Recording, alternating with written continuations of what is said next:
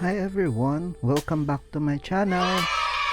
So, in this video, isa na namang motoring vlog ang isi-share ko sa inyo. Previously, i-share ko sa inyo yung pagpapa-install ko ng BF Stone Film na Tint.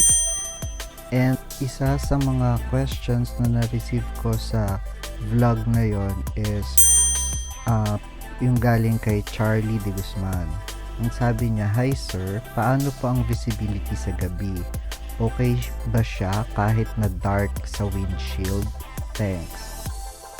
So, eto na, isi-share ko sa inyo yung isang video na tinake ko recently na from MOA or Mall of Asia in Pasay, going home to our house in Cavite. So please take note na ang gamit namin is yung stock na headlight pa. Hindi pa kami nagpapalit ng headlight. And also gamit din namin dito is fog light. May fog light na naka-install na sa Honda Brio, and also yun nga yung stock na headlight.